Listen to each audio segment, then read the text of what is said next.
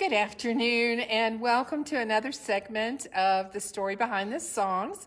I'm Pastor Debbie Upton, and I am the pastor of Center in Saguache United Methodist Churches. And I welcome you to the segment, The Story Behind the Songs. This is, today we're looking at the hymn 261, Lord of the Dance. Written by Sidney Carter. The information comes from the United Methodist Discipleship website, and Dr. Michael Hahn, or Dr. Hahn, is the one who has written that, and that's from the Perkins School of Theology. Lord of the Dance. I danced in the morning when the world was begun. I danced in the moon and the stars and the sun. I came down from heaven and I danced on the earth. At Bethlehem I had my birth. Dance then wherever you may be. I am the Lord of the dance, said he, and I'll lead you all wherever you may be. And I'll lead you all in the dance, said he. Upon his death in March 13, 2004, at the age of 88, Sidney Bertram Carter's obituary in the London Daily Telegraph began with the bold assertion, Lord of the Dance was the most celebrated religious song of the 20th century. This statement deserves further examination. Lord of the Dance, 1962, captured the spirit of the 1960s protests in America. It became a sacred equivalent for songs for Pete Seeger in the late 50s, including Where Have All the Flowers Gone, To Everything Turn, made popular by Peter, Paul, and Mary, as well as Bob Dylan's Blowing in the Wind in 1962. While the direct, even for some, sacrilegious language accompanied the folk acoustic guitar, bordered on heresy for some, for others these songs were a breath of fresh air. Lord of the Dance brought this sound and spirit into the church, especially in the services designed to reach young people. Born in 1915, Carter was educated at Oxford, and he taught high school in the 1940s. Sympathizing with the Quakers, he served in an ambulance unit with the Society of Friends during the World War II.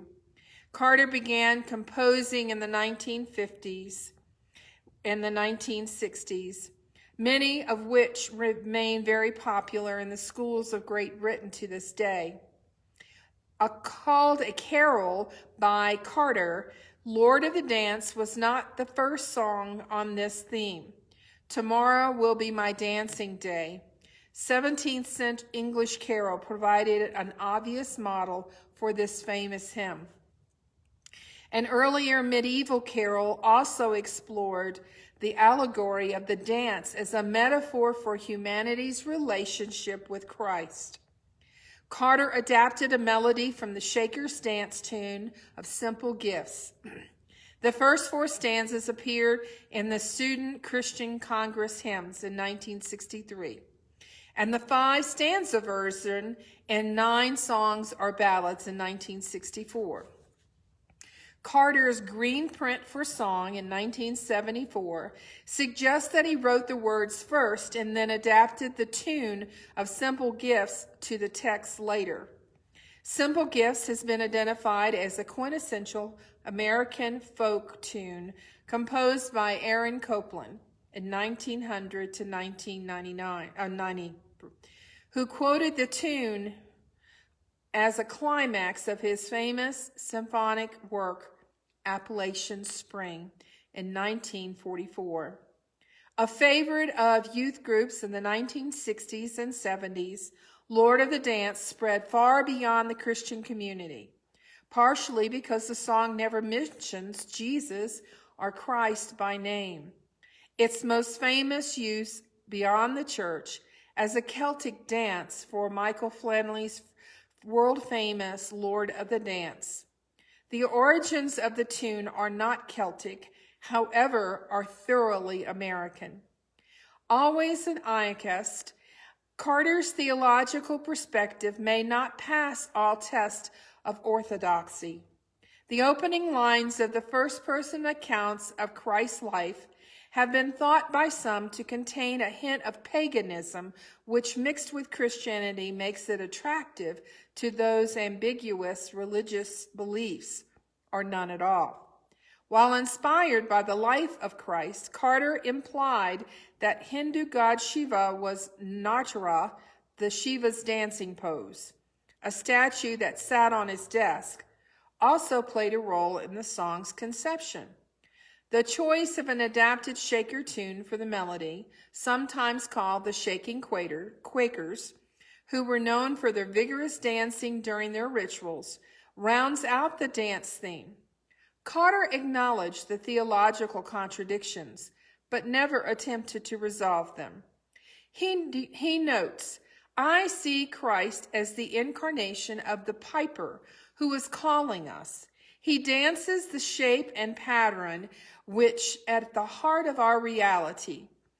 By Christ, I mean not only Jesus in other times and places, other planets. There may be other lords of the dance, but Jesus is the one I know of first and best.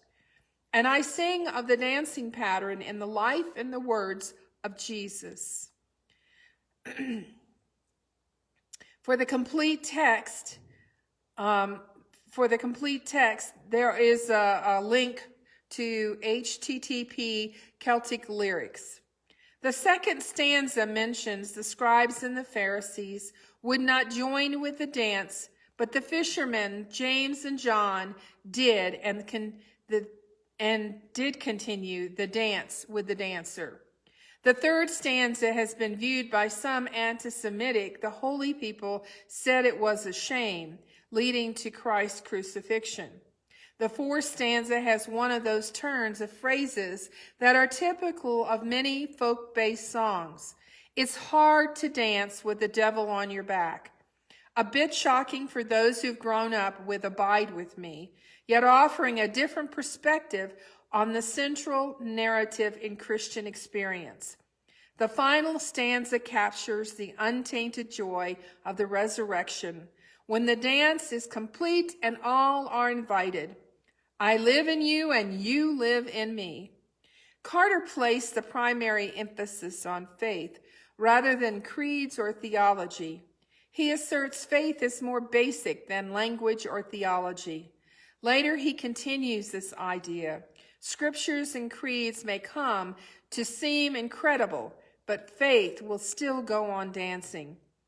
Perhaps the most controversial hymn was "It Was on a Friday That They Took Me from the Cell," a polemic text written in the standpoint of thieves on the cross with Christ. The refrain is especially disturbing for some. "It's God they ought to crucify instead of you and me," said the carpenter hanging on the tree. On the other hand, "One More Step Along the World I Go" captures the wanderlust of its error. For the entire text, the Carter's fashion refrain expresses a carefree sentiment with the ambiguity of companion you. And it's from the old I travel to the new. Keep me traveling along with you. Another of his hymns that deserves a broader use is "When I Needed a Neighbor," a hymn that clearly references Matthew 25. Welsh hymnologist Alan Loof writes perceptively, in his notes on the songs, Carter insisted that they are not to be seen as a state of coming to be, although some have been printed many times in books. They need to always be approached as ready to be remade. He abhorred finality and called his book Green Print for Song, not Blueprint, because a blueprint was the final draft. He wrote his own tunes, but he did not claim to be a musician. He was fortunate in his arrangers, but none of their versions would be thought of as authentic or final. Lord of the Dance almost did not appear in the United Methodist hymnal. It was the only hymn not included in the original report of the Hymnal Revision Committee in 1988, General Conference of Methodist Church. Bishop Woody White influenced its addition at the last minute when he used the song as the theme of his sermon preached at the opening service of the conference. Alzheimer's disease began to take a toll on Carter by 1999.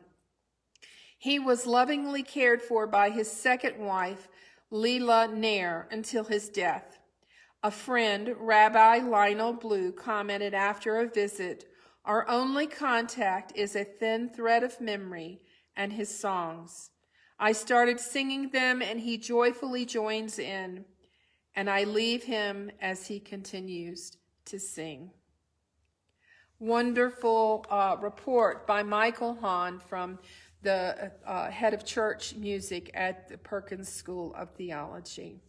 So this has been one of the favorite songs in many of the churches that I've served, and many people are unfamiliar with it, but there are just as many people that are and love the song. So we're going to sing. We're going to actually sing the first and the last verse.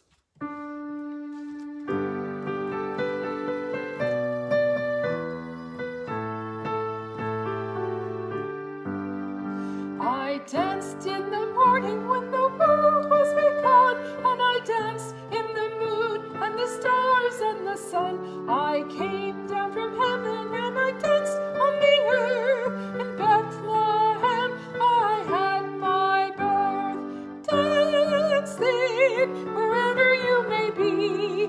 I am the Lord of the dance, said he, and I'll lead you all wherever you may be, and I'll lead you all in the dance, said he.